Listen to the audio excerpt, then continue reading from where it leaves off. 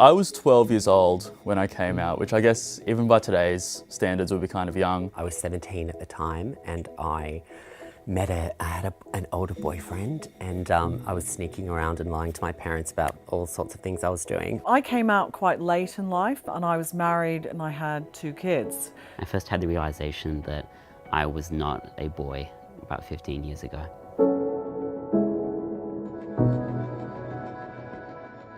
My husband sort of realized that something was wrong because our sex life wasn't that great. I think probably the scariest was my dad, who used to be a Catholic priest in Sri Lanka, no pressure. So I remember he was dropping me off at a party, it was like 9th grade. I had like a stash of booze just like hidden in my backpack, and he just asked me, and I was like, yeah, I'm gay. And then that was it.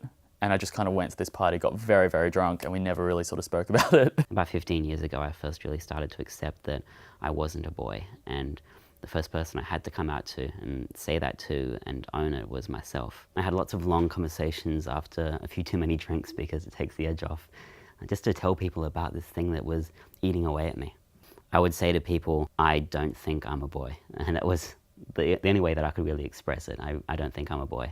By the time I came out, I think it was kind of like, yeah, duh. I was sort of in my 30s, so I realized that my sexuality was actually incredibly important. My same-sex attraction was sort of always there in the background. And so I went to see a counsellor, and it was basically through the counselling that I had to sort of come out to myself first and foremost, and then start to be honest about who I really was. It was always kind of difficult for me to see my reflection, walking around in public, in the mirror of a parked car or in a shop window, just catching a glimpse of myself. And it was interesting because it would startle me. I would see somebody that wasn't me, and it would shock me for a moment and stop me in my tracks. And recently, it's been happening all over again, but for a completely different reason.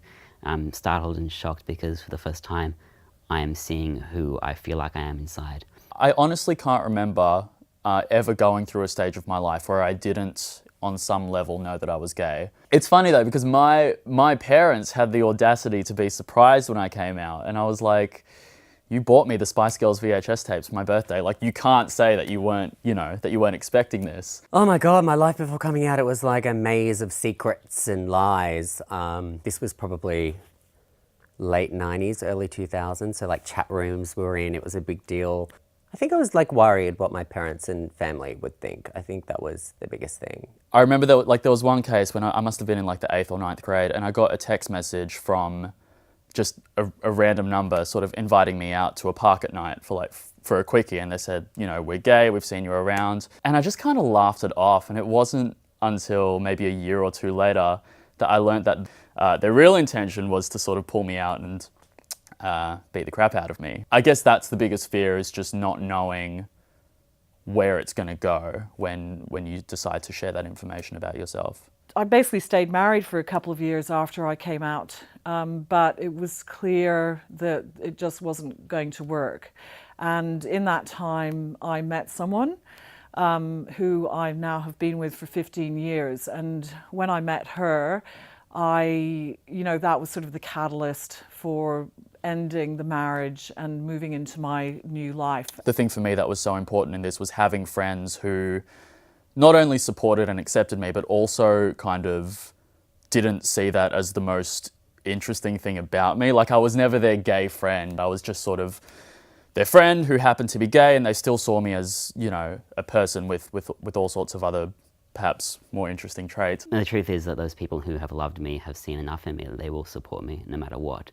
And that's something I have to remind myself of over and over again. Coming out is an individual journey. Everyone's journey is different, and everyone's struggle is different, and everyone's path to it is really valid. I would say do it in your own time, but at the same time understand that it's going to be hard and that it's not going to be easy and that it's probably kind of a shitty process, but I think once you do it, it's just like a weight lifted off your shoulders. If I was going back and giving advice to myself, I would say don't start transitioning in an Australian summer, because learning foundation is real hard when it's humid. I think coming out is a right that everybody should have, but I also think it's a privilege in the sense that not everybody is going to be as lucky as you might be if, you're in sort of a inner Sydney, white, left-leaning family. Sometimes you feel like you're opening a door up into the unknown.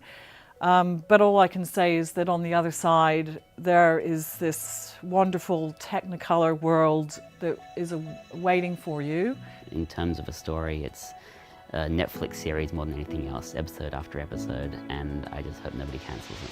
I'm a journalist, I'm a piano player and a terrible cook, and I'm a dude who likes dudes. Hey, Mum. I'm a mum, I'm a fiance, getting married in April, and I'm a lesbian. I'm a skateboarder, a writer, I work in tech, I'm a total nerd, and I'm a transgender woman. I love sharing my story. I'm out, I'm free, and I'm gay.